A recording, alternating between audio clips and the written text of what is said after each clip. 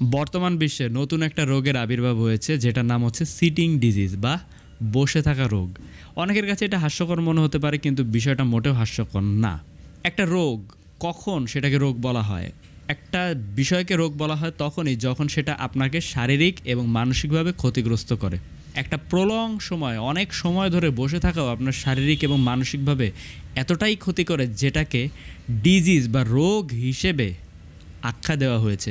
আজকের পুরো ভিডিওটা আপনাকে দেখতে হবে, কারণ আপনার সাথে আমার সাথে এটা অনেক সমসাময়িক। আপনি, আমি বর্তমানে অনেক বেশি শুয়ে বসে থাকছি। আমরা সবাই শুয়ে বসে থাকছি। আমরা কাজ করি বসে থাকার মাধ্যমে, আমাদের ডেস্ক জব থাকে অথবা আমাদের কম্পিউটারে জব করতে হয়। আমরা খাচ্ছি, বসে থাকছি। আমরা ডেলি এভারেজে দেখা যায় যে প্রতিটা মানুষ ডেলি 12 ঘন্টা শুয়ে অথবা বসে থাকে কমপক্ষে।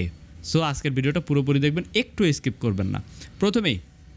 এই ভিডিওর প্রথমেই আমি আলোচনা করব যে আমরা যদি বসে থাকি তাহলে আমাদের কি কি সমস্যা হতে পারে। অ্যামেজিং ফ্যাক্ট নিয়ে আগে কথা বলবো, যে ফ্যাক্টগুলো আপনাকে অবাক করবে। প্রথম যে ফ্যাক্ট রয়েছে সেটা হচ্ছে, একটা গবেষণায় দেখা গেছে যারা 3 ঘন্টা এভারেজে ডেলি বসে থাকে তাদের তুলনায় 40% অকালে মৃত্যু হওয়ার সম্ভাবনা বেড়ে যায় যারা এভারেজে 6 ঘন্টা বসে থাকে। 40% অকাল মৃত্যুর সম্ভাবনা বেড়ে যায়। কিন্তু আমরা তো সেই 6 ঘন্টাও বসছি না, আমাদের বসা হচ্ছে ডেলি এভারেজে প্রায় 12 ঘন্টা। তাহলে কত পার্সেন্ট আমরা মৃত্যুর দিকে ধাবিত হচ্ছে আপনি চিন্তা করেন। দ্বিতীয়ত যে ব্যাপারটা হচ্ছে, আপনি যদি 30 মিনিট টানা বসে থাকেন একটা জায়গায়, তাহলে আপনার মেটাবলিজম রেট 90% পর্যন্ত কমে যায়। মেটাবলিজম কমে যাওয়া মানে কি? মেটাবলিজম হচ্ছে আপনার শরীরে সুস্থ থাকার একটা কয়েন। যত বেশি বেশি আপনার শরীরে মেটাবলিজম হবে তত বেশি বেশি আপনার শরীরে ওয়েস্ট ম্যাটেরিয়ালগুলো চলে যাবে, চর্বিগুলো চলে যাবে। এবং যত কম আপনার মেটাবলিজম হবে তত বেশি বেশি আপনার শরীরে ওয়েস্ট ম্যাটেরিয়াল জমা হবে, চর্বি জমা হবে।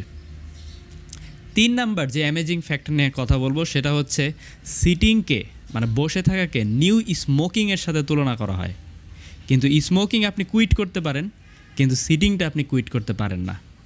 স্মোকিং আপনার শরীরে যতটা ক্ষতি করে, প্রলং টাইমে বসে থাকা ঠিক সেই পরিমাণ ক্ষতিই কিন্তু করছে। এই অ্যামেজিং ফ্যাক্টগুলোর পর এবার আমরা ধীরে ধীরে শারীরিক এবং মানসিক ক্ষতির দিকে চলে যাই। আপনার শারীরিকভাবে কী কী ক্ষতি হতে পারে? আপনি যদি টানা বসে থাকেন তাহলে যে জিনিসটা হবে, আপনার টাইপ 2 ডায়াবেটিস হওয়ার সম্ভাবনা বেড়ে যাবে। টাইপ 2 ডায়াবেটিস কেন হয়? আপনার শরীরে যদি ইনসুলিন রেজিস্ট্যান্স হয়। আপনি যদি প্রলং টাইম বসে থাকেন, আপনার শরীরে মেটাবলিজম কমে যাবে এবং ধীরে ধীরে আপনার ইনসুলিন রেজিস্ট্যান্স হবে এবং টাইপ 2 ডায়াবেটিস হওয়ার সম্ভাবনা আপনার অনেক বেড়ে যাবে। দ্বিতীয়ত, আপনার হার্ট ডিজিজ হতে পারে। যেহেতু মেটাবলিজম কমে যাচ্ছে সেহেতু ইনডিরেক্টলি শরীরে চর্বি জমা হবে এবং আপনার করোনারি ডিজিজ হওয়ার সম্ভাবনাও অনেক বেড়ে যাবে। 3 নাম্বার, এই জিনিসটা অনেক বেশি আমরা ওভারলুক করি বা চোখে পড়ে না, সেটা হচ্ছে আপনার শরীরের মাসেলগুলো ক্ষয়ে যাবে। আপনি যদি বসে থাকেন একটা নির্দিষ্ট সময় একটা নির্দিষ্ট ভঙ্গিতে, তাহলে যেটা হয়, আপনার শরীরের মাসেলের যে জয়েন্টগুলো সেগুলো ধীরে ধীরে লুজ হতে থাকে এবং যত বেশি বেশি লুজ হবে তত বেশি আপনি আরও বেশি ক্লান্ত হয়ে যাবেন এবং তত বেশি আপনার বসে থাকার প্রবণতাও বাড়বে এবং তত বেশি এই মাসেলটাও আবার ক্ষয় হতে থাকবে। এরপর যেই ভয়ানক জিনিসটা আপনার সাথে হবে, যেটা বয়স বাড়ার সাথে সাথে আপনি এটা খেয়াল করবেন, এখন খেয়াল করবেন না, সেটা হচ্ছে আপনার ব্যাক পেইন এবং মেরুদণ্ডটা সংকুচিত হয়ে যাবে। আপনি যদি পুওর পোস্টেরিয়র নিয়ে থাকেন, আপনি যদি শুধু বসে থাকেন অথবা একভাবে থাকেন, আপনি যদি নড়াচড়া না করেন, আপনার মেরুদণ্ড অসহিষ্ণু হয়ে যাবে, আপনার ব্যাক পেইন বাড়বে এবং মেরুদণ্ডটা সোজা থেকে আস্তে আস্তে কুঁজো হয়ে যাবে। এরপর আসি হচ্ছে আমরা মেন্টাল যে ডিক্লাইনগুলো আপনার সাথে হবে ব্রেন এবং মেন্টালিটিতে, সেটা একটু দেখি। আপনি যদি একটানা বসে থাকেন তাহলে ফিল গুড হরমোন, যেটার নাম হচ্ছে এন্ডোরফিন, সেটা রিলিজ হয় না বা স্লো রিলিজ হয়, যেই কারণে আপনি নিজের অজান্তেই মুড অফ হয়ে যাবেন, নিজের অজান্তেই আপনার খারাপ লাগা শুরু হবে।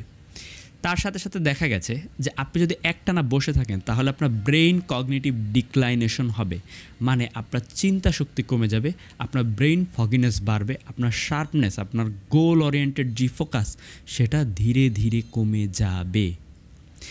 বসে যদি আপনি থাকেন তাহলে আপনার এইভাবে মেন্টাল এবং শারীরিক অনেক অনেক অনেক অনেক ক্ষতি হতে পারে এবং হবেই।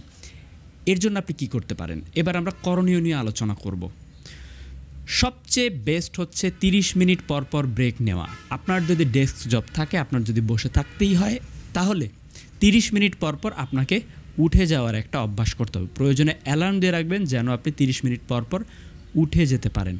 এবং আপনার কাজের মাঝখানে আপনি চেষ্টা করবেন সিঁড়ি বেয়ে ওঠা যায় এরকম কোনো জায়গায় যেতে। আপনি যত বেশি বেশি সিঁড়ি বেয়ে উঠবেন তত বেশি সিটিংয়ের মাধ্যমে আপনার শরীরে যে ক্ষতিগুলো হয়েছে অলরেডি সেই ক্ষতিগুলো পুষিয়ে নেওয়া যাবে। আর কি কি আমরা করতে পারি যাতে আমাদের এই বসে থাকার যে সমস্যা বা রোগ এটা না হয়, সেটা নিয়ে একটু আপনারা সবাই আমাকে জানান। আমি নিজেও এটা নিয়ে শিখছি, আমি নিজেও এটা নিয়ে জানছি, এবং আর কীভাবে সচেতনতা মানুষের মধ্যে তৈরি করা যায় সেটা নিয়েও আসুন আমরা একটু সচেতন হই।